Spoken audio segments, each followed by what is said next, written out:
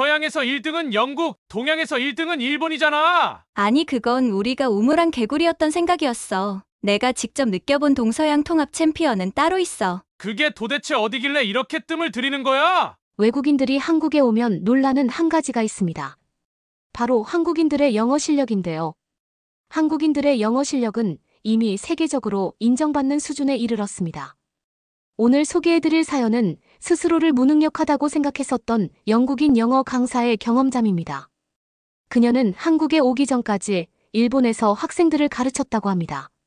하지만 언제나 그녀의 학생들은 늘 발전하지 못했고 언제나 그 책임은 그녀의 몫이었다고 하는데요. 하지만 그녀가 한국에 오게 되면서 일본인과 다른 한국인들의 모습 때문에 충격을 받았다고 합니다. 과연 그녀에게는 무슨 일이 있었던 걸까요? 영국 여성의 사연입니다. 감동의 모든 것 애청자 여러분. 영상 시작 전 좋아요와 불우이웃을 위해 끝까지 시청 부탁드립니다. 안녕하세요. 저는 영국인이고 지금은 한국에서 영어 강사를 하고 있는 모니카예요. 저는 처음부터 영국이 아닌 다른 나라에서 살고 싶었어요. 제 나이가 많았다면 당연히 익숙하고 안전한 영국에서의 삶을 꿈꿨을 것 같아요. 하지만 아니죠. 저는 꿈을 마음껏 펼칠 수 있는 젊은 나이고 공부도 상당히 잘했거든요. 또한 다른 나라들의 문화에 대해서도 열심히 살펴봤어요. 영국이 아닌 다른 문화권에서 산다면 그들의 생활을 이해해야 생활하는데 지장이 없을 것 같았죠. 그래서 제가 원하는 건 언제든 할 수 있다는 생각으로 학창시절을 보냈어요. 저는 책 읽고 토론하는 걸 좋아했어요. 그래서 항상 많은 책을 읽었고 수필 형식으로 글을 쓰며 제 생각을 공유하는 걸 즐겼습니다. 대학교를 가서도 크게 달라지지 않았어요. 뚜렷한 목표는 유일하게 다른 나라에서 산다는 것 이외에 없었죠. 그러던 어느 날 담당 교수가 절 부르더군요. 전공을 생각해봤냐는 말에 당연히 전 아니라고 답했어요. 담당 교수는 저에게 영문학을 전공하는 건 어떻겠냐고 물었습니다. 많은 책을 읽어 문법적인 요소나 단어를 많이 알고 있어서 영어 선생님을 하면 좋을 것 같다고 말했죠. 저는 당황했어요. 선생님이라는 걸 단 한 번도 생각해 본 적 없었고 학교에서 영어를 가르친다면 다른 나라의 삶은 꿈꿀 수 없다고 생각했죠. 하지만 그런 저의 걱정과 다르게 담당 교수는 해외에서는 영어를 잘하는 원어민 선생님을 언제나 원한다고 알려주셨어요. 결국 전 저의 장점을 최대한 살리면서 제가 그토록 바라는 해외에서의 삶을 당당하게 살 수 있는 방법을 알게 되었답니다. 그래서 정말 열심히 노력했어요. 담당 교수님은 아시아권에서 영어에 대한 학구열이 상당히 높다고 말했습니다. 선생님이 되는 자격증을 준비하고 다른 나라 사람에게 어떻게 영어를 알려주는 게 좋은지에 대해서도 끊임없이 공부하고 있었어요. 흥분에 가득 찬 저는 목표가 정해지자 앞만 보고 열심히 살았습니다. 유창성이나 문화적 이해력을 향상하기 위한 언어 수업도 신청했어요. 지역 학교에서 자원봉사를 시작해 소중한 경험도 쌓았죠. 다양한 교육 방법론은 물론 교육심리학 등 교실에서 일어날 수 있는 문화적 감수성의 중요성도 배웠어요. 담당 교수님이 아니더라도 저의 열정은 학교 내에서도 어느새 유명해질 정도로 소문이 나기 시작했죠. 많은 교수님들이 저의 열정과 헌신을 칭찬하며 해외에서 꿈을 이루어 나갈 수 있도록 격려를 받을 수 있었어요. 그때 저에게 좋은 기회가 찾아오게 되었습니다. 담당 교수님이 아시는 지인분이 일본에 계셨는데 실력 있는 영어 선생님을 찾는다는 말이었죠. 물론 공고를 내 면접을 보아야 했지만 담당 교수님의 추천이면 거의 확정이나 다름이 없는 상당히 좋은 조건이었어요. 아시아가 영어에 대한 학구열이 높다는 것만 알았지. 아직 어느 나라로 간다는 걸 알아본 게 아니라 좀 당황스러웠습니다. 하지만 담당 교수님은 일본은 상당히 발전된 나라로 지내는데 크게 불편하지 않을 거라고 말했어요. 그래서 인터넷으로 여러 정보를 알아봤는데 제가 가는 도시는 도쿄라는 일본의 수도로 상당히 발전되고 편리해 보이는 게 영국과 크게 다르지 않게 느껴졌죠. 그래서 흔쾌히 그러겠다고 답했어요. 그리고 저는 설레는 마음을 감추기 어려웠답니다. 그렇게 원하는 해외의 삶이 정말 한순간에 이루어진다는 걸 전혀 예측하지 못했거든요. 그렇게 계획대로 아무 차질 없이 일본으로 가게 되었습니다. 일본 학교에 갔을 때 저를 바라보던 학생들의 눈빛은 정말 귀여웠어요. 반 아이들 모두 저를 신기한 눈으로 바라보며 제가 무슨 말을 하는지 귀를 기울이고 있었기 때문이죠. 그리고 수업 과정도 수월하다고 느꼈어요. 학교 선생님으로 부임받아갔기 때문에 별도로 준비할 건 없었거든요. 중학교 교과서에 나와 있는 대로 수업을 진행하고 제가 알고 있는 지식들을 더해 좀 더 깊이감을 더하는 게 전부였으니까요. 하루하루 상당히 즐거운 시간들을 보내고 있었습니다. 학교 선생님들도 저에게 호의적이었고 반 아이들도 제가 하는 말에 집중하고 진도도 수월하게 나갔거든요. 그런데 첫 중간고사를 본 후 제 기대와 다르다는 걸 알게 되었습니다. 제가 가르치는 학생들은 중학교 1학년 학생들로 총 140명이었는데요.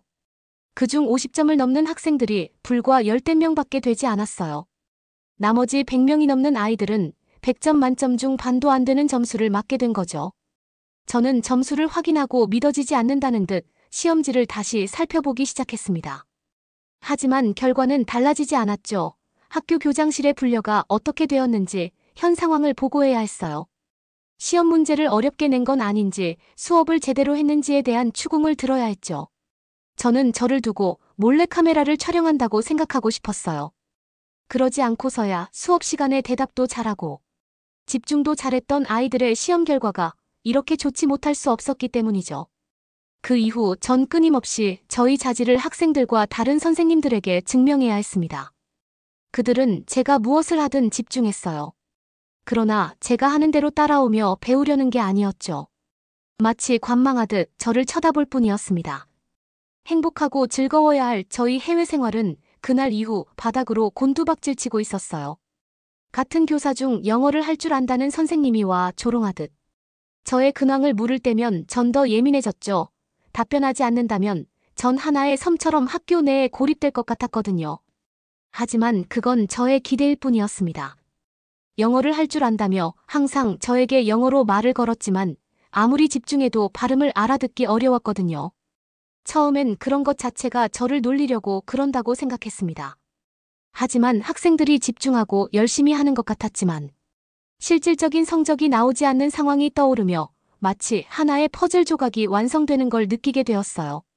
어떤 이유인지 모르겠지만 일본인들은 영어를 잘할 수 있는 언어적 재능이 부족하다는 결론에 다다르게 되었던 거죠. 이건 아무리 실력 있는 영어 선생님이 오더라도 일본 언어를 이해하지 않는 한 진전이 없을 거라는 걸 알았어요. 그런데 그 이유를 자신들이 아닌 다른 사람, 즉 저에게서 찾는다는 사실이 소름 끼쳤죠. 우선 여행이라도 할 겸 주말을 이용해 한국으로 여행을 떠났어요.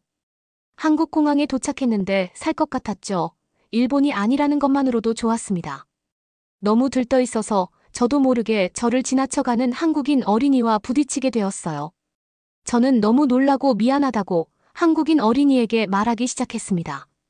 그때 부딪힌 한국인 어린이가 괜찮다는 말을 영어로 했어요. 물론 유창한 원어민 수준의 발음은 아니었지만 정확하게 알아들을 수 있었고 너무 간결한 영어 표현은 실질적으로 영국에서 많이 사용하는 문법이라 놀랄 수밖에 없었습니다. 저는 영어를 너무 잘한다며 그 한국인 어린이에게 칭찬해주면서 몇 학년인지 물었어요. 그러자 한국인은 올해 6학년이 된다며 가족들과 해외여행을 가려고 공항에 왔다고 말했습니다. 저는 너무 반가웠어요. 이제야 말이 통하는 사람을 만나게 된 것 같은 기분이 들었거든요. 한국에 머무는 동안 모르는 길에서 헤맬 때마다 한국인들이 도와줬는데 짧은 영어여도 알아들을 수 있게 말한다는 사실이 절 열광하게 만들었습니다. 일본에서는 집중해도 상황을 이해해야 어떤 말을 하는지 짐작할 수 있었거든요. 그에 비해 한국인들은 의사소통을 하는데 큰 문제가 없을 정도로 영어 실력이 상당히 뛰어나다는 게 놀라웠습니다. 짧았던 한국 여행을 끝내고 월요일에 학교에 갔을 때 상황은 제가 예측하지 못한 상황으로 변해 있었어요. 제가 당연히 한 학년을 맡고 있어서 크게 달라질 건 없어야 했는데요. 아니었죠. 제가 1학년 10개 반에 수업을 들어갔었는데 제 수업은 2개 반으로 줄어 있었어요. 그리고 다른 영어 선생님이 보조교사로 저의 나머지 7개 수업을 맡게 되었다고 일종의 통보를 받았습니다. 저는 미련도 없이 학교를 그만두겠다고 말했어요. 제 수업을 빼앗는다는 건 나가라는 소리나 다름없다고 생각할 수밖에 없었거든요. 하지만 교장 선생님은 오히려 저에게 안타깝다는 듯 말하기 시작했습니다. 함께 일하고 싶었고 제가 너무 좋은 사람이라 보내주기 싫지만 저희 의사를 존중한다고 말이에요. 그 말인즉 추천해준 교수님에게 나쁘게 말하지 말라는 것처럼 들렸습니다. 그 순간 저는 정말 일본인의 이중적인 면을 모두 다 본 것 같았어요. 앞에선 웃고 있지만 뒤에선 다른 소리를 하고 수업에 집중하는 것 같아도 사실상 실력은 없는 이런 곳에서 하루라도 빨리 벗어나고 싶었죠. 이런 곳에서 삶을 꿈꿨다는 것 자체가 저의 잘못이라고 생각이 들 만큼 소름 끼쳤습니다. 학교를 소개시켜 주셨던 담당 교수님에게 메일도 보냈어요. 이런저런 이유로 학교를 그만두고 한국으로 가게 되었다고요. 그리고 저는 일자리를 구한 것도 아니지만 무작정 한국으로 떠나게 되었습니다. 한국에도 학교는 있을 테고 저의 학업 성적은 우수했기에 충분히 가능성 있다고 생각했죠. 하지만 그건 어디까지나 제 생각일 뿐이었습니다. 한국은 영국과 다르게 3월 달에 학기를 시작했고 이미 선생님에 대한 충원은 마감된 지 오래였거든요. 하는 수 없이 저는 제가 할 수 있는 다른 일자리를 구해야 했습니다. 그렇게 알게 된 게 성인을 대상으로 하는 학원 강사였어요. 한국에서는 다양한 이유로 영어를 배우고자 하는 성인들이 많았죠. 대학생들도 있었고 직장인도 있었는데 취미로 해외여행을 영어로 하고 싶어서 배우는 사람들도 있었습니다. 담당 교수님에게 듣던 대로 정말 학구열이 높다고 생각 들었죠.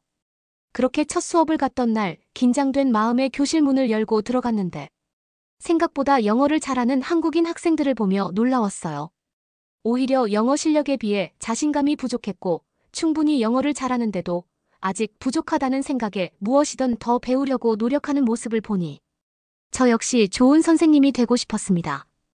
일본에서 학교 선생님을 했을 땐 이미 짜여진 학교 교재로 수업을 나갔기에 특별할 건 없었어요. 하지만 한국에서 영어 강사로 학원 수업을 진행하는 건 전혀 다른 이야기였죠. 한국인들은 영국에서 실제 사용하는 영어를 궁금해했고 원서로 책을 읽을 수 있을 만큼 다양한 문법과 영단어를 원했어요. 그건 제가 영국에서 늘 해왔던 일로 자신 있었기에 저의 경험을 토대로 교재를 만들기 시작했습니다. 저 역시 영어를 모국어로 쓰는 사람이었지만 처음부터 영어를 잘하고 깊이 이해했던 건 아니었거든요. 이런저런 시행착오를 겪었던 모습들이 떠올라 즐거운 마음으로 교재를 만들 수 있었습니다. 교재를 보고 한국인들은 아주 즐겁게 따라와 주었어요. 특히 전과 다르고 재미있다고 느꼈던 점은 한국인들은 영어를 알려주면 배우는 속도가 빨랐다는 점이에요. 특히 몇몇 여성분들은 이미 성인이 된 이후에 영어를 배우는데도 불구하고 정확한 발음을 알려주면 저처럼 원어민에 가까운 발음을 낼 수 있어서 신기했어요. 더 열심히 알려주고 싶었고 매 수업 시간이 기다려질 정도로 재미있는 생활을 하게 되었습니다. 학생들을 가르칠 때와 전혀 다른 느낌이 들었어요. 어쩌면 정해진 교재가 아닌 제가 직접 만든 교재로 제가 원하는 수업을 할 수 있어서 그랬을지 모르죠. 그것도 아니라면 배우는 자세가 다른 한국인들이라 더욱 신나게 알려졌을 수도 있고요. 그렇게 정신없이 교재를 만들고 학생들을 가르치고 피드백을 하다 보니 어느새 저는 제가 다니는 영어 학원을 대표할 정도로 꽤 잘 나가는 강사로 성장하게 되었습니다. 시간이 지날수록 저는 우수한 강사로서의 평판을 얻게 되었습니다. 저는 동료들의 멘토가 되었고 혁신적인 교육 방법으로 제 수업을 듣기 위해 줄을 설 정도로 저는 안정적으로 자리를 잡아가고 있었어요. 해외에서 생활하는 것과 누군가를 가르친다는 게 얼마나 즐거운 경험인지 저의 기대를 뛰어넘는 현실을 매일매일 펼쳐졌습니다. 당연히 처음 받았던 월급과는 비교가 안 될 정도로 많은 연봉을 받게 되었고요. 무엇보다 간간히 제가 가르쳤던 학생들이 학원을 그만둔 뒤 좋은 성과를 내었다고 찾아올 때 뿌듯해요. 제가 원하던 삶을 한국에서 이룰 수 있게 되었거든요. 한편으론 좀 아쉬운 부분도 있습니다. 처음부터 한국이라는 나라에 대해 알고 있었다면 제 인생이 조금은 달라지지 않았을까 하는 아쉬움도 있거든요. 처음부터 한국 영어 선생님을 준비했다면 더 안정적인 생활이 가능했을 것 같아요. 하지만 지금도 충분히 만족하고 있답니다. 오히려 제가 가르쳤던 노하우를 살려서 좀 더 어린 학생들에게도 수업을 하고 싶을 정도예요. 어쩌면 일본에서 아이들을 가르치며 받았던 상처가 조금 남아있을지 모르죠. 저의 수업 방식이 틀렸던 게 아니라 언어적 이해가 부족했던 특성으로 인해 받아들이지 못한 그들의 잘못이라고 생각하고 싶은 것 같습니다. 그렇지 않고서야 같은 사람이 알려주고 이해력이나 기억력이 좋은 학생들보다 더 큰 어른들을 수업하는데 이렇게 성과가 좋을 수 없을 테니까요. 그래서 다음 학기부터 중학생 아이들을 대상으로 수업을 개설할 예정이에요. 한국은 대학 입시에 대해 완전하게 배제할 수 없어서 문법 같은 부분들을 더 세심하게 다루어야 한다고도 이미 알고 있어요. 그래서 제 실력을 증명할 수 있는 기회가 될 것 같아 더 열심히 준비하고 있습니다. 저의 가능성을 알아봐준 한국에서 제 꿈을 펼치며 안정적인 삶을 살 수 있게 되어 정말 감사한 요즘이에요. 이번 도전이 성공하면 저도 조금씩 한국어를 배워볼까 합니다. 그때가 되면 한국 언어를 이해하고 더 깊이 있는 영어 선생님이 되지 않을까 생각해요. 이런 생각을 할 수 있게 만들어준 건 한국인들의 높은 학구열과 성실함, 그리고 뛰어난 실력이 밑바탕 되었다고 생각합니다. 너무 감사한 한국, 앞으로도 잘 부탁드려요. 어떻게 보셨나요? 한국으로 온 후 성공적인 영어 강사로 성공할 수 있었던 영국 여성의 사연이었습니다. 한국에서 영어 교육은 중요한 부분을 차지하고 있습니다. 그리고 한국의 교육 체계는 나날이 발전하고 있기도 한데요. 모든 학생들은 초등학교부터 고등학교까지 영어 수업을 받습니다. 그리고 대학 진학을 위해 영어 시험도 봐야 하죠. 아마 이런 교육 체계 때문에 우리 한국인들의 영어 실력이 높은 것 같기도 한데요. 그런데 한편으로는 과거에도 중국어나 일본어를 잘하는 한국인들이 많았던 것 같아서 혹시 한국인들의 어학 능력이 뛰어난 건 아닐까 하는 생각도 해보게 되네요. 여러분은 우리 한국인들의 영어 실력이 높은 평가를 받고 있는 이유가 뭐라고 생각하시나요? 사연자분께 전해드릴 댓글도 남겨주시면 전달해드리겠습니다. 구독과 좋아요 부탁드리며 그러면 더욱 감동적인 다음 사연으로 넘어가겠습니다. 대한민국 서울 쇼핑의 중심가 강남 청담. 서울에서도 가장 많은 명품들을 볼 수 있다고 유명한 바로 그 명품관에는 명품관과 어울리지 않는 온몸에 알 수 없는 오물을 뒤집어 쓴 한 외국인 남성이 있는데요. 그의 몸을 타고 뚝뚝 알 수 없는 물은 떨어지고 심지어 알 수 없는 냄새까지 나면서 사람들을 그를 쳐다보고 피하기 시작하는데요. 곧 그는 이 명품관 중에서 가장 대기줄이 길기로 유명한 명품 브랜드 매장 안으로 성큼성큼 발걸음 옮기기 시작합니다. 사람들은 그와 부딪힐까 웅성거리기 시작하는데요. 이때 그 지점에서 가장 높은 직급으로 보이는 사람이 그 남자에게 다가가 그 남자를 구석으로 보내버린 일이 발생하게 되었다는데요. 이 이야기를 직접 본 사연자를 통해 자세한 이야기 들어보도록 하겠습니다. 안녕하세요. 저는 독일에 살고 있는 게이츠이라고 합니다. 우리 집은 모두가 각자의 비즈니스로 바쁘게 살아가는 3남매입니다. 저는 3남매 중 둘째이자 유일한 딸입니다. 우리 가족은 너무 바쁜 날들을 보내고 있어 한 가족이 모두 모여 밥 한 끼 먹기도 쉬운 일이 아닌 게 언제부터인가 일상이 되었습니다. 퇴근하고 나면 저녁이 다 되고 서로 각자 집에 돌아가기 바쁘다 보니 함께 무언가 하기가 쉽지가 않죠. 그런데 이렇게 바쁜 우리 가족들이 한데 모여야 하는 일이 생기게 되었습니다. 그건 바로 저의 오빠인 피터가 얼마 전에 국제 결혼을 하게 되었기 때문이에요. 그것도 아주 먼 나라인 한국인과 말이죠. 예전에 제가 알고 있던 저희 오빠의 성격이라면 결혼을 결심하게 됐다는 그 결정 자체에도 놀라웠지만 게다가 그 상대가 바로 아시아계 여성일 거라 곧 상상할 수도 없던 일이었을 겁니다. 저희 오빠는 아주 어릴 적부터 본인은 무조건 비혼주의라며 어디든 당당히 이야기하고 다녔던 사람이었으니까요. 그래서 우리 가족들은 당연히 오빠의 결정에 놀랄 수밖에 없었던 거죠. 오빠는 한국에 수입할 아이템들을 찾기 위해 사업차 방문했다가 일 때문에 만나게 된 한국인 여성과 사랑에 빠지게 되었다고 했습니다. 뭐 독일에서는 개인적인 사생활에 대해 자세히 묻진 않기 때문에 더 상세한 이야기는 알지 못합니다. 묻고 싶긴 해도 각자의 인생이라고 생각하니까요. 그런데 오빠는 굳이 한국에서 먼저 결혼식을 올리고 그 다음 해에 우리나라에서 한 번 더 파티를 연다고 했습니다. 왜 굳이 한국부터 먼저 결혼식을 해야 하는지 이해할 수가 없었죠.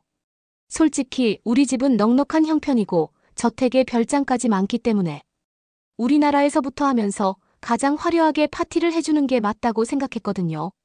오빠는 우리 가족 중에 첫 결혼이기도 해서 부모님께서는 가장 유명한 호텔에서 최고급 장식으로 애프터 파티까지 아주 호화롭게 진행하길 원하셨죠.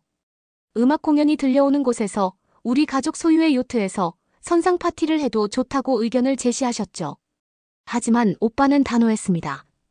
한국에서 하길 원하더군요. 아버지는 특히 결혼식에 초대된 사람들에게 남을 경험이 한국이어야 한다는 것에 못마땅하셨지만 자식을 이기는 부모는 없다더니 결국 모든 건 다 오빠의 뜻대로 맞추기로 하셨죠. 그래서 저희는 결혼식 날짜를 알려달라고 말했습니다. 하지만 한국에서는 상견례라 불리는 중요한 가족 행사를 결혼식 하기 전에 무조건 해야 한다고 말했어요. 우리나라에서는 결혼하는 그들끼리가 더 중요하다고 생각하기 때문에 부모님을 보고 안 보고는 그렇게 중요하진 않죠. 어차피 사는 건 가족들이 아니라 그 두 사람이기 때문에 둘의 마음만 잘 맞으면 더 중요한 건 별로 없다고 생각하니까요. 하지만 한국에서는 전통적으로 서로의 가족을 결혼 전에 만나는 것이 아주 중요하게 여긴다고 했습니다. 솔직히 좀 짜증나더군요. 하루 이틀 외국으로 가기 위해 모든 가족이 일정을 맞추는 것도 쉽지 않은데 오빠가 말한 상견례라는 세레머니를 위해선 또 하루를 더 비워야 했기 때문이었어요. 하지만 저나 제 동생이나 큰오빠를 가장 어려워하기 때문에 더 이상 어떤 말도 할 순 없었고 속으로 불만을 가지는 게 전부였지만요. 바쁘게 사는 우리 가족의 전 인원이 맞출 수 있는 일정은 겨우 사흘 정도가 유일했습니다. 일주일이 채 안 되는 그날들을 비우는 것도 거의 기적적이었죠. 오빠는 그날로 상견례와 결혼식 날짜를 맞추겠다고 했고 그렇게 빠르게 모든 것이 준비가 되기 시작했죠. 오빠 빼고 우린 모두 다 아직 미혼이었기 때문에 결혼식 준비에 뭘 어떻게 해야 할지는 잘 몰랐습니다. 아직 친구들의 결혼식에 참석해본 경험도 몇 번 없기 때문이죠. 게다가 요새는 결혼을 잘하지 않는 추세라 결혼식에 간 경험이 정말 손에 꼽는 경험이 되곤 했으니까요. 부모님은 하루 먼저 출발하시고 저와 남동생은 하루 늦게 뒤따라 가기로 했습니다. 둘 다 회사의 일정이 도저히 나질 않았거든요. 우리가 낮에 도착하면 그날 저녁에 상견례라 불리는 거라고. 그 다음 날 결혼식을 하고 다시 고국으로 돌아오는 타이트한 일정이었죠. 정신없이 결정되긴 했지만 그래도 드디어 가게 된 한국행 남동생과 공항에서 만나기로 했습니다. 멀리 보이는 남동생 핸더슨은 인상을 쓰고 수트를 입은 채 걸어오고 있더군요. 그 수트는 부모님이 결혼식과 상견례 때 입으라고 이번에 맞춰주신 아주 값비싼 수트였어요. 세상에 단 하나뿐인 그런 수트였죠. 그런데 핸더슨의 손을 봤는데 그의 손에는 짐이 없어도 너무 없었습니다. 저는 화들짝 놀라 왜 이렇게 온 거냐고 물었죠. 그러자 핸더슨은 가서 바로 그 가족들을 만난다며 그러고 내일 결혼식이니까 수트 입으면 되고 가서 입을 옷은 한국에 가면 살 거야. 명품관에 가서 쇼핑을 가득할 거거든. 이라 대답했어요. 저는 혹시 뭐가 묻을 수도 있을까봐 저녁에 있을 식사 자리에 입을 의상은 캐리어에 잘 포장해서 두었는데 저랑 달라도 어쩜 일이 다를 수 있는지 같은 형제지만 너무도 다른 성격에 놀라웠어요. 저는 항상 준비성이 철저한 성격이고 만약에 필요한 것들까지 준비하는 편인데 이와 반대로 핸더슨은 눈에 보이는 거, 방금 떠오르는 것 등 즉흥적이게 유연하게 선택하는 성격이거든요. 오빠는 저희 둘의 성격이 반반 섞여 있다고 생각하시면 될 것 같아요. 아무튼 이렇게 다른 우리 둘의 비행이 시작되었습니다. 한국으로 가는 동안 내내 제 동생은 계속해서 툴툴거렸어요. 솔직히 저도 같은 마음이긴 했지만 옆에서 계속 중얼거리는 소리를 들으니 짜증나긴 하더군요. 그래서 좀 조용히 좀 가자고 핸더슨에게 짜증을 내버렸습니다. 사실 동생한테 화가 난 게 아니라 이렇게 먼 나라에서 굳이 결혼을 하겠다고 우기는 오빠한테 화가 난 거면서 동생에게 화풀이를 해버렸다고 보는 게 더 맞는 말 같아요. 한국은 가도 너무 멀더군요. 비행시간이 10시간이나 걸렸죠. 비행거리도 양만 킬로나 될 정도로 먼 거리였어요. 가면서도 짜증을 숨기기 힘들었죠. 오빠를 보면 어떻게 표정 관리를 해야 하나 그런 생각이 들었습니다. 점점 한국에 거의 다 도착했다는 안내방송이 나왔습니다. 좋은 일 때문에 왔으니 최대한 좋게 있다 보내고 가야겠다. 마음을 다잡았습니다. 시간을 확인해보니 아직 넉넉해서 저와 동생은 면세도 받을 수 있으니 명품관이나 들러 쇼핑을 하고 가자고 했죠. 저도 기분 전환이나 할 겸 한국에서만 살 수 있는 한정판 명품을 살 겸 함께 가야겠다고 생각했어요. 저희는 큰오빠에게 추천받은 외국인들이 많이 찾는다는 명품관으로 향했습니다. 명동 본점이라 불리는 곳이라고 했어요.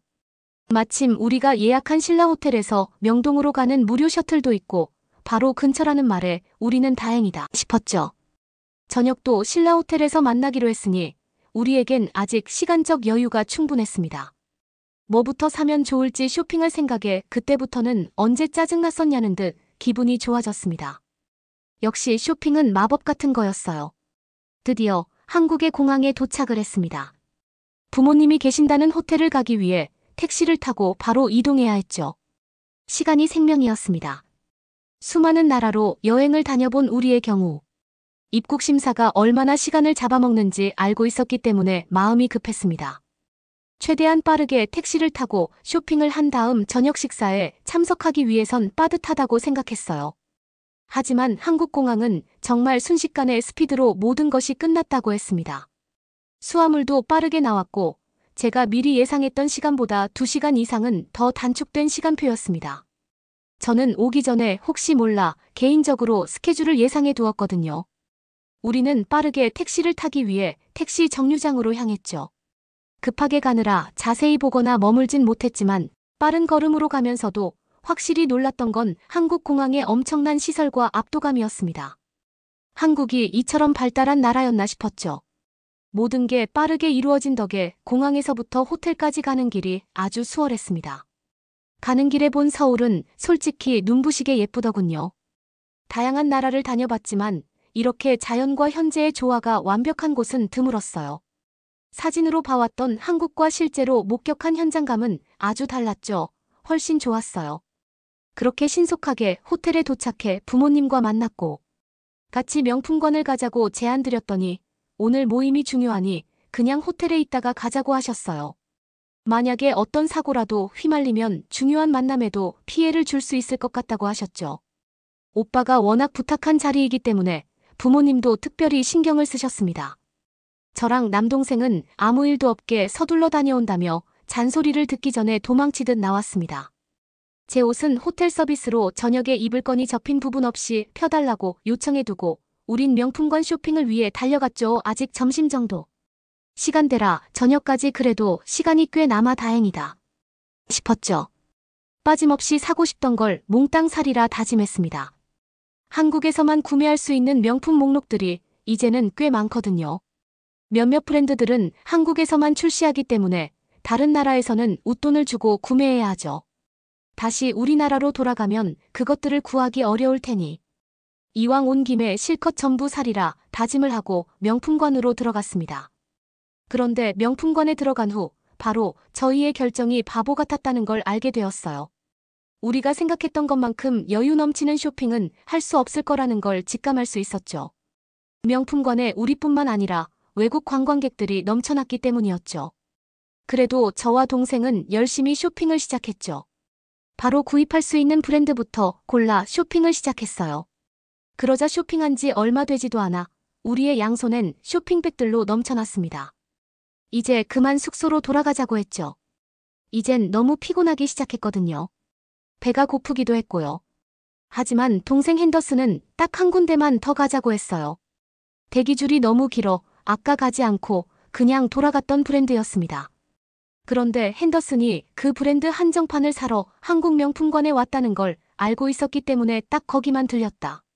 가기로 약속하고는 그 브랜드로 향했죠. 명품관의 사람들은 인파가 빠질 생각이 없이 계속 밀려 들어왔습니다. 오히려 저희가 들어왔을 때보다 더 많아진 기분이었죠. 대기줄이 좀 있긴 했지만 그래도 아까보다는 괜찮더군요. 그래서 우리는 줄에 서서 우리 순서가 되기를 기다렸어요. 워낙 들고 있는 양손에 쇼핑백이 많아 사람들 틈에 서 있는 것도 쉽지 않았지만 더 우릴 짜증나게 하는 건 앞에 무더기로 서 있는 중국어를 하는 관광객들이었습니다. 그들의 대화 소리에 도저히 저희들끼리 대화가 가능하질 않았죠. 한순간도 조용히 기다리질 않았어요. 소음은 참을만 했지만 도저히 참지 못하는 사건이 터지고 말았습니다. 곧 우리가 들어가면 되는 차례가 다가오고 있었고 불과 몇 명만 더 기다리면 되는 상황이었는데 지나가던 젊은 여대생처럼 보이는 여성들과 부딪혀 제 남동생의 수트에 음료를 몽땅 쏟아버리고 만 겁니다. 다행히 오늘 새로 산 쇼핑 목록들에는 전혀 피해가 없었지만 남동생의 수투는 말 그대로 아비규환이었어요. 수투를 맞춘 후 처음 입은 그 수투는 새 거라 곧 믿기 힘들 정도로 오염되어 버렸습니다. 더 화가 나는 건 그들의 반응이었는데요. 남동생과 부딪힌 사람들은 이제 막 쇼핑을 하려고 명품관을 들어온 젊은 중국인 여대생들처럼 보였는데요. 그들의 손에는 차이니즈 밀크티라 불리는 음료들이 쥐어져 있었습니다. 밀크티와 우유가 섞인 커피가 혼합되어 남동생의 수트에 범벅이 되고 만 거죠. 처음에 저와 남동생은 둘 다 너무 놀라 아무런 화도 리액션도 낼 수가 없었습니다. 그러자 그들은 그냥 가려고 하더군요. 그래서 저는 서둘러 그들을 잡고 알아듣던 말던 상관하지 않고 화를 냈죠. 그러자 그들은 영어를 전혀 이해하지 못하는 것 같았습니다. 아니 이해를 했다고 해도 전혀 대답할 기색도 없더군요. 화가 머리끝까지 났습니다. 순식간에 우리를 구경하느라 모였어요. 저도 원래 그렇게 감정적으로 화를 내는 사람은 아닙니다. 아마 그들이 미안해하는 태도를 보이거나 실수였다고 했다면 그 정도로까진 화를 내지 않았을 텐데. 그들의 행동은 기가 막혔습니다. 오히려 손가락질하며 저희에게 뭐라고 하더군요. 그 여자 중 한 명은 울기 시작했어요.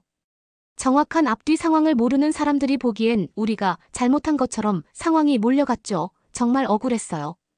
우린 맹세코 아무 잘못이 없었고 그녀들이 신나서 옆에 누가 있는지 주의하지도 않은 채 손으로 방향을 가리키다 움직이면서 이런 사태가 발생하게 된 걸 제 두 눈으로 똑똑히 봤죠.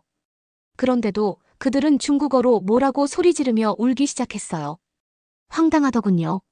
사람들은 우리를 더 이상한 표정으로 보기 시작했어요. 식은 땀이 나기 시작했습니다. 하지만 거기서 끝은 아니었어요. 타이밍은 더욱 절망적이게도 수투가 음료로 테러를 당해 범벅이 되었을 때 명품관에 우리가 들어갈 차례가 오고 만 것이었습니다. 기다렸던 시간도 있고 다시 기다리기엔 저녁에 일정도 있으니 우린 그냥 들어가기로 했죠. 더는 그녀들을 잡고 있어봤자 어차피 말이나 상식이 통할 것 같지 않았기에 쇼핑이나 얼른 하고 이 사태를 수습해야 했죠. 명품 매장에 우유가 뒤범벅되어 이상한 냄새가 나는 행색으로 액체를 뚝뚝 흘리는 제 동생의 행색만 보면 정말 괴이하기 짝이 없었죠. 명품관과 전혀 어울리지 않는 노숙자보다 못한 모습이었어요. 그들이 흘린 커피 음료에 생크림까지 있었는데 제 동생 머리에까지 묻으며 정말 거짓골이 따로 없었죠. 그렇게 거짓골을 하고 명품 매장에 들어가게 되었습니다. 찾던 제품을 서둘러 사고 가야겠다는 생각만 하고 있었습니다. 사람들은 우리를 피했고 거의 다 일본이나 중국인 관광객들이었어요. 그들도 저희처럼 한국에서만 나오는 제품을 사기 위해 온 것 같았죠. 너무 창피해 어디라도 숨고 싶은 심정이었습니다. 하지만 우리의 행색을 전혀 상관하지 않고 웃는 얼굴로 다가온 사람이 있었습니다.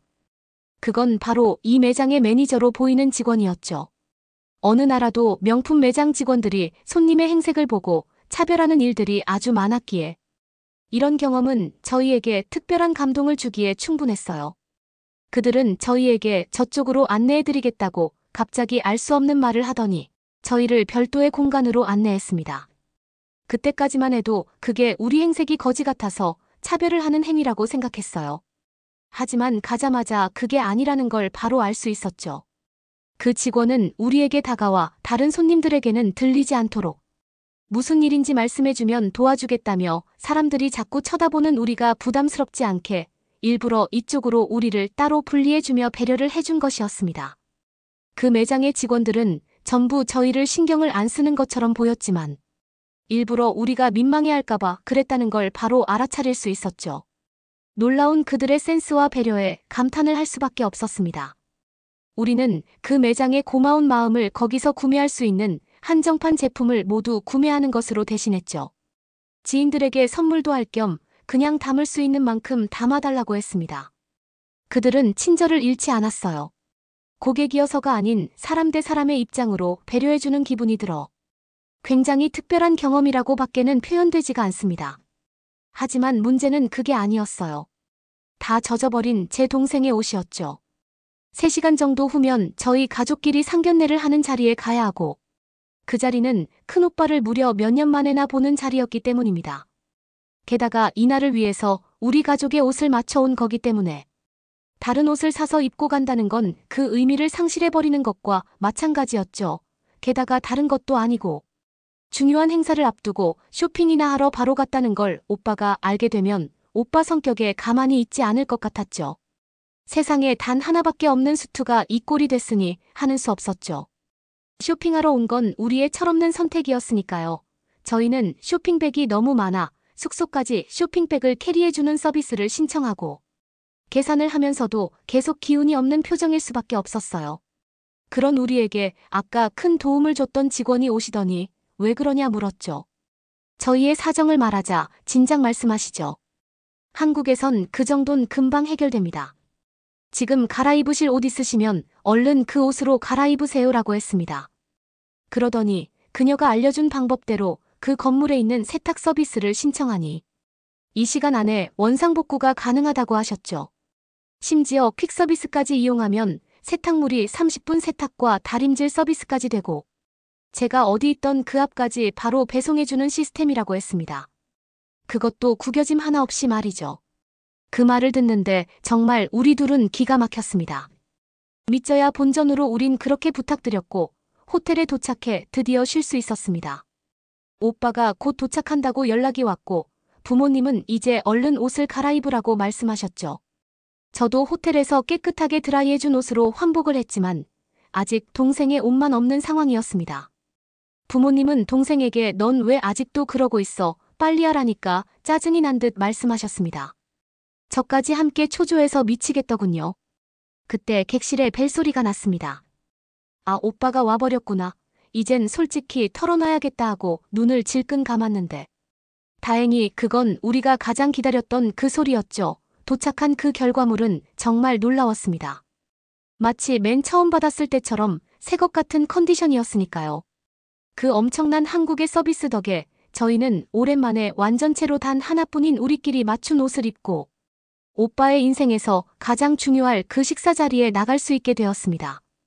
한국에서의 상견례라 불리는 행사와 결혼식까지. 그렇게 한국에서의 모든 행사들은 일사천리로 잘 끝낼 수 있게 되었습니다. 더 있고 싶어도 각자마다 일정이 있었기 때문에 가야만 했죠. 아쉬움만 가득한 비행기에 앉아 정말 짧지만 강렬했던 이번 한국에서의 일들을 돌이켜봤습니다. 이번에 한국에서 정말 특별한 걸 깨닫고 배우고 간다는 생각이 들었어요.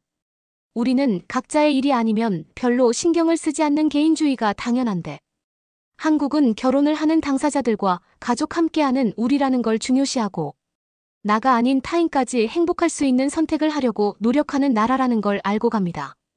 화려함과 있어 치장만 하려고 했던 우리가 생각했던 결혼식과는 너무도 다른 형태의 모습이었죠.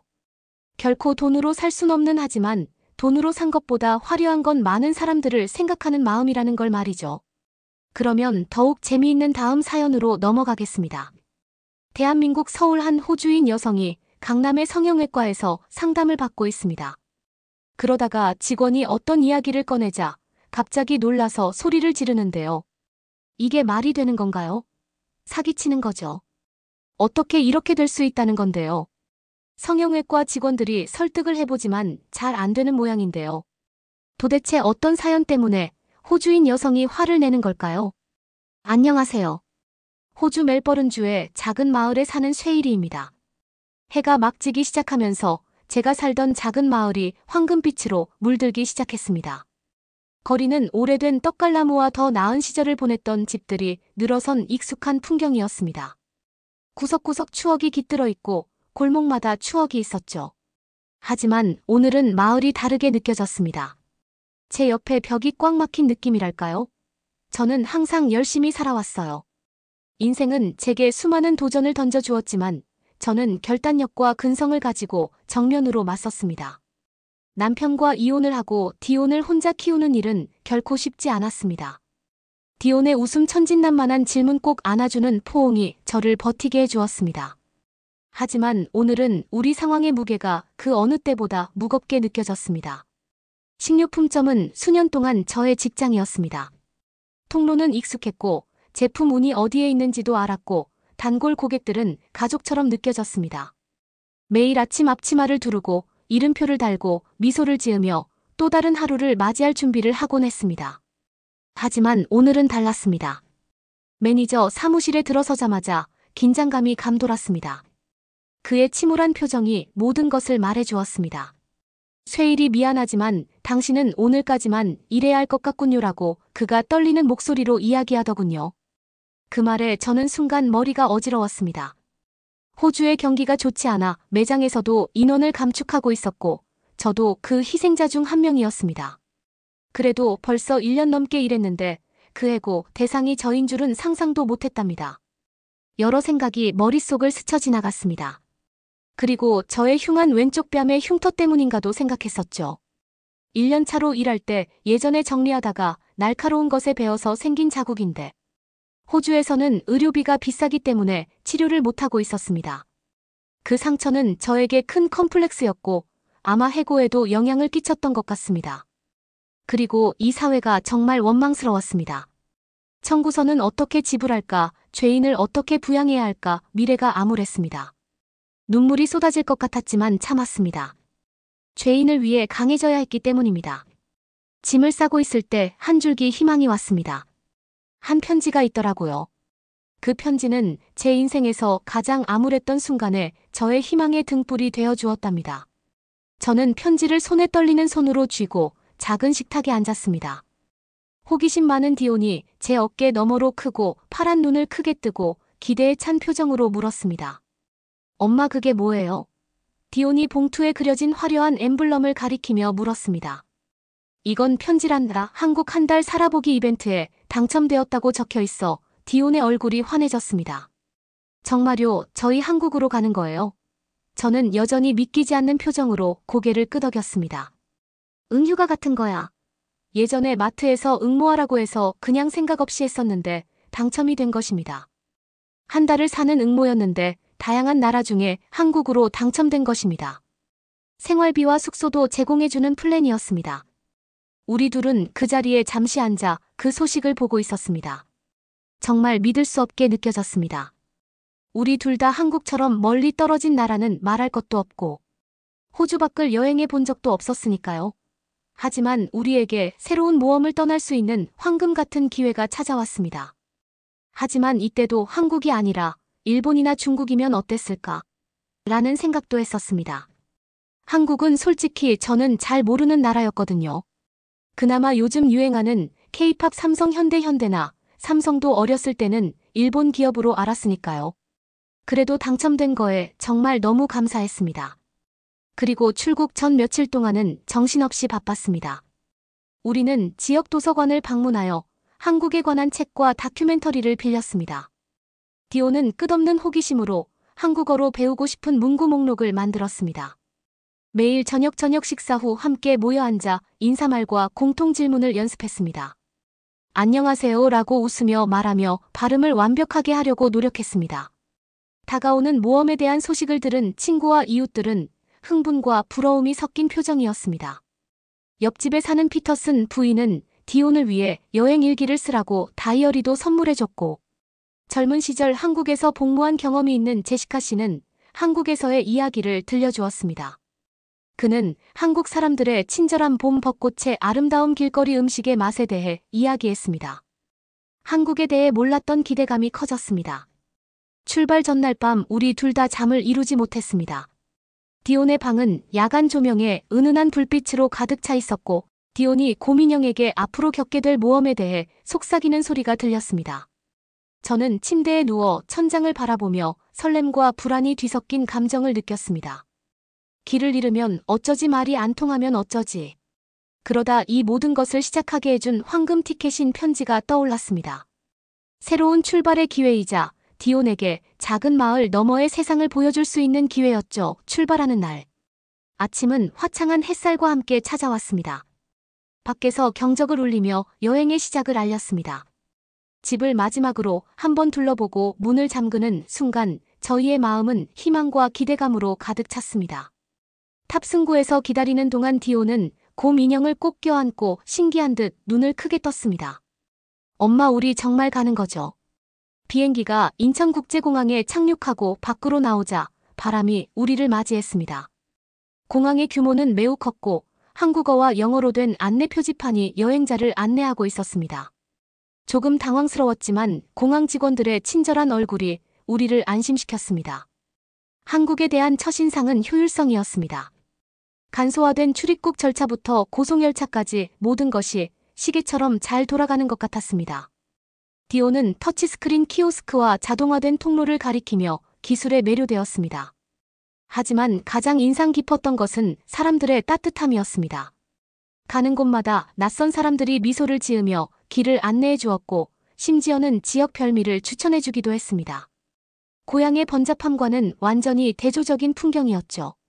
제가 괜한 걱정을 했던 것 같습니다. 한국에서의 첫 식사는 전통 식당에서 했습니다. 우리는 바닥에 앉았고 친절한 웨이트리스가 우리에게 요리를 설명해 주었습니다. 디온과 저는 김치 불고기 비빔밥을 먹었습니다. 대담하고 매콤한 맛으로 미각이 폭발하는 기분 좋은 경험을 할 수 있었습니다.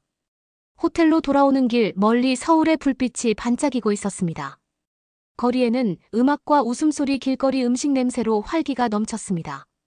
디온과 저는 서로를 바라보며 설렘으로 반짝이는 눈을 마주쳤습니다. 이번 여행이 특별할 거라는 걸 알았죠. 서울은 대조의 도시였습니다. 고궁 위로 고층 빌딩이 우뚝 솟아있고 전통 찻집 옆에는 현대식 카페가 자리 잡고 있었죠. 디온과 저는 이 도시를 탐험하며 경이로움과 발견으로 가득 찬 하루를 보냈어요.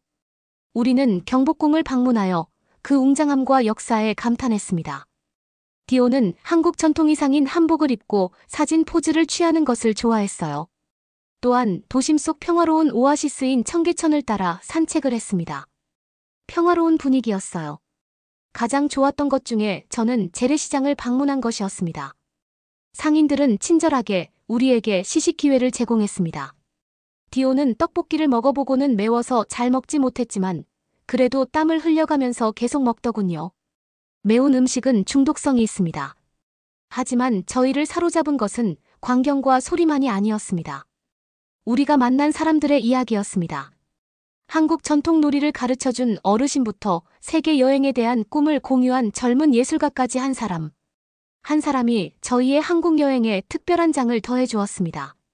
날이 갈수록 디온과 저는 더욱 가까워졌습니다. 우리는 웃고 울고 희망과 꿈을 공유했습니다. 이번 여행은 단순한 휴가를 넘어 마음의 여행이었습니다. 또 서울에서 우연히 발견한 가장 흥미로운 것 중 하나는 무인 매장이었습니다. 처음에 디온과 저는 의아해했습니다. 디온은 스낵음료 장신구로 가득 찬 작은 가게를 둘러보며 이게 어떻게 작동하는 거죠? 라고 물었습니다. 저는 카운터에 붙어있는 작은 메모를 집어들었습니다. 메모에는 필요한 것을 가져가시고 계산은 상자에 넣어주세요. 신뢰가 우리 가게의 신념입니다. 저는 깜짝 놀랐습니다. 순전히 신뢰로만 운영되는 매장이라는 개념이 낯설었기 때문입니다. 저희는 간식 몇 가지를 신중하게 고른 후 거스름돈을 계산대에 정확히 넣었습니다. 가게를 나서면서 한국 문화의 뿌리 깊은 정직과 성실함에 대해 생각해보지 않을 수 없었습니다. 단순하지만 강력한 신뢰에 대한 교훈을 얻었습니다. 디온의 기술에 대한 사랑은 우리를 서울 한복판에 있는 독특한 카페로 이끌었습니다. 겉보기에는 여느 커피숍과 다를 바 없어 보였지만 내부에는 전자기기의 천국이 펼쳐져 있었습니다. 테이블에는 태블릿이 설치되어 있었고 로봇이 손님들에게 커피를 서빙하고 있었습니다. 호주에서도 카페가 많은 편인데 바리스타가 없이 커피를 만들어주다니 너무 신기했습니다. 디오는 로봇 바리스타와 금세 친구가 되어 로봇에게 질문을 던지고 프로그래밍된 농담에 킥킥거리며 웃었습니다. 반면 저는 전통과 기술의 완벽한 조화에 매료되었습니다. 한국 전통차를 마시면서 한국 고전을 홀로그램으로 공연하는 것을 볼 수 있었습니다. 그리고 숙소로 가던 중에 동네 공원 산책을 하다가 넘어져 무릎을 긁혔습니다. 날카로운 통증이 느껴졌고 저는 움찔하며 일어나려고 했습니다. 그 순간 한 젊은 한국 여성이 제 옆으로 달려와 손을 내밀었습니다. 그녀는 저를 일으켜 세웠을 뿐만 아니라 가방에서 연고약과 밴드를 붙여주었습니다. 저는 그녀의 친절함에 감동했습니다. 고마워요. 저는 눈물이 핑 돌면서 중얼거렸습니다. 그녀는 괜찮아요. 마침 연고와 밴드가 있었는데요 라고 말하며 미소를 지었습니다. 작은 만남이었지만 제게 깊은 인상을 남겼습니다. 이게 한국의 정이라는 건가요? 저는 정말 감동했어요. 며칠 후 서울 거리는 여느 때와 다름없이 북적거렸지만 그날의 거리는 저에게 다르게 느껴졌습니다. 신체적 정신적 상처의 무게가 너무 오랫동안 저를 짓눌렀기 때문에 저는 이게 꿈인가 싶었습니다. 분비는 거리를 걸으면서 흉터가 있던 자리에 매끈한 피부를 만지작거리며 걷고 있었습니다. 신체적인 제 컴플렉스인 왼쪽 뺨의 흉터를 치료하고 싶었습니다. 한국에서는 미용 쪽이 기술도 워낙 좋고 비용도 저렴하다고 레디 커뮤니티에서 본 적이 있었습니다. 그래서 예약을 받아서 저는 이동을 했었죠. 클리닉은 현대적인 건축물과 트렌디한 상점으로 유명한 서울의 고급 지역인 강남에 위치해 있었습니다. 병원에 들어서는 순간부터 저는 세심한 서비스에 감동했습니다. 흠잡을 데 없는 유니폼과 전문적인 태도를 갖춘 직원들은 제가 궁금해하는 모든 질문에 답하고 두려움을 덜어주며 시술 과정을 안내해 주었습니다. 그리고 그 직원이 가격을 이야기했을 때 저는 놀랐습니다. 호주에서는 절대로 이 가격이 나올 수 없는데요. 순간 사기가 아닌가, 내가 원하는 시술이 아닌가 싶었죠. 한국에서는 이렇게 저렴하게 수술을 할 수 있다니 한국 사람들이 너무너무 부러웠답니다. 성형외과 전문의인 김 선생님은 키가 크고 매우 훤칠한 인상이었습니다. 그는 제가 과거의 아픈 기억인 흉터에 대해 이야기를 했을 때 공감을 잘해주시더라고요. 그는 수술 과정을 자세히 설명해주면서 제가 편안하게 수술에 임할 수 있도록 세심하게 살폈습니다. 수술 마취를 했기 때문에 흐릿했습니다. 기계의 부드러운 윙윙거리는 소리, 간호사의 부드러운 목소리. 김 박사의 안정된 손길, 깨어났을 때 붕대가 그 부위를 덮고 있었지만 불편함은 없었습니다. 제가 마취 깨어나는 동안에 디오는 간호사분들이랑 같이 잘 지내더라고요. 저는 안심했습니다. 디온의 웃음과 이야기가 병실을 가득 채우니 하루가 금방 지나갔습니다. 매일 아침 디온은 엄마 이제 더 예뻐지는 거야 라고 물으며 흉터가 제거된 것을 언급하곤 했습니다. 일주일 후에 붕대를 떼어내던 날은 감격스러웠습니다. 김 박사가 부드럽게 붕대를 벗겨내는 동안 저는 마음을 다잡았습니다. 하지만 거울을 보는 순간 눈물이 쏟아졌습니다. 고통스러운 흉터가 사라졌기 때문입니다. 그 자리에는 매끈하고 잡티 하나 없는 피부가 있었습니다. 엄마 공주님 같아졌어요. 디온이 기뻐 소리쳤습니다. 이 시술은 단순한 미용 이상의 것이었습니다. 모든 면에서 힐링이 되었습니다. 한국 의료진의 친절과 전문성은 제 외모를 변화시켰을 뿐만 아니라 새로운 시작을 선물해 주었습니다. 마음이 한결 가벼워지고 자신감이 생겼으며 새로운 목표의식을 가지고 세상을 마주할 준비가 되었습니다. 그날 디온과 손을 잡고 병원을 나설 때 서울의 거리는 무한한 가능성으로 가득 찬 더 밝아 보였습니다. 이번 여정을 통해 우리는 올바른 지원과 용기가 있다면 어떤 장애물도 극복하고 새로운 시작의 아름다움을 받아들일 수 있다는 교훈을 얻었습니다. 어느 날 아침 현지 시장을 거닐던 디온의 눈에 형형색색의 천을 파는 노점상이 들어왔습니다. 디온의 관심을 눈치챈 노점상은 그녀에게 다가가 한국 전통 매듭 기술을 가르쳐 주었습니다. 노인은 민첩한 손놀림으로 실을 아름다운 디자인으로 엮어내는 복잡한 과정을 시연했습니다. 항상 배우고자 하는 열정이 넘쳤던 디온은 그 옆에 앉아 매듭을 직접 만들어 보았습니다. 두 사람은 노인이 젊은이를 가르치며 문화와 세대 간의 격차를 해소하는 뜻밖의 유대감을 형성했습니다. 또 다른 날 저희는 동네 놀이터에 도착했습니다. 제가 벤치에 앉아 주변을 둘러보는 동안 디온은 한국 아이들과 금세 친구가 되었습니다. 몸집과 어눌한 말투로 가득 찬 아이들의 놀이는 보편적인 언어의 증거였습니다. 몇 분도 지나지 않아 아이들은 함께 웃고 놀고 서로 쫓고 쫓기며 장난감을 공유했습니다. 낯선 사람을 두 팔 벌려 포용하며 적응하고 소통하는 모습을 보는 것은 가슴 벅찬 일이었습니다. 우리의 미식 여행은 또 다른 하이라이트였습니다. 디온은 모험심이 강한 입맛을 가진 디온이 접하는 모든 한국 요리를 맛보고 싶어 했습니다. 처음으로 한국에서 유명하다는 달콤한 빙수를 먹었는데 망고 맛빙수였는데 처음 먹어본 디온은 너무나도 좋아했습니다. 어느 날 저녁 우리는 한국 전통 삼겹살집으로 찾아갔습니다. 테이블에서 고기를 구워 먹는 경험은 다양한 반찬과 함께 오감의 향연이었습니다. 평소 열정적인 디온은 떡볶이 다음으로 삼겹살을 가장 좋아하는 음식이라고 이야기했습니다. 하지만 이번 여행을 특별하게 만든 것은 디온이 배운 교훈이 있었기 때문이죠. 다른 문화에 대한 존중의 중요성부터 적응력의 가치까지 디온은 제가 예상하지 못했던 방식으로 성장했습니다. 매듭을 만드는 노인이나 놀이터에서 만난 아이들 등 현지인들과의 놀이를 통해 디온은 공감과 친절을 배웠습니다. 하루가 몇 주가 지나면서 저는 디온이 낯선 땅에서 겪는 어려움과 기쁨을 헤쳐나가는 모습을 자랑스럽게 지켜보았습니다.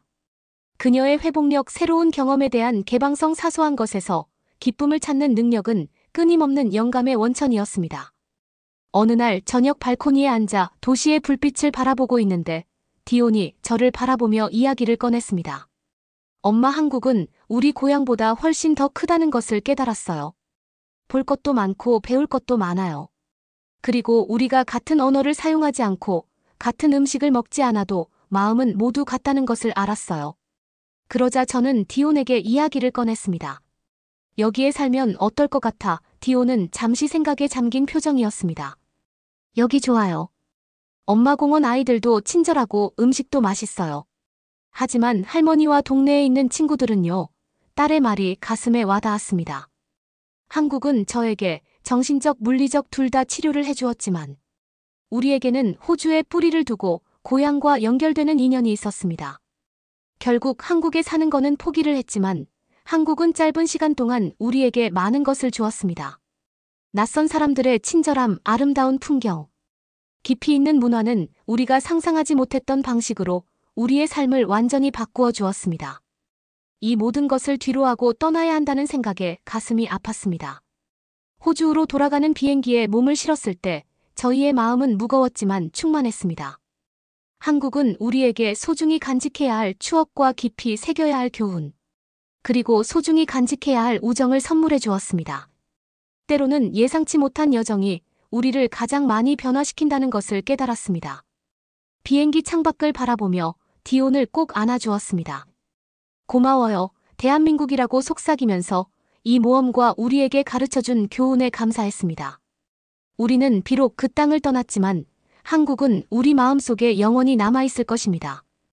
여러분은 어떻게 보셨나요? 응원과 격려의 한마디씩을 댓글로 남겨주시기 바랍니다. 사연자분들에게 전달해드리겠습니다. 실제 사연 제보를 받고 있습니다. 채택되신 분께는 작은 선물도 보내드리고 있습니다. 저희의 사연이 여러분의 하루에 작은 힘이 될 수 있었으면 좋겠습니다. 감동적인 사연을 주변 분들과 이야기 나눠보세요. 더욱더 좋은 영상으로 다시 찾아뵙겠습니다.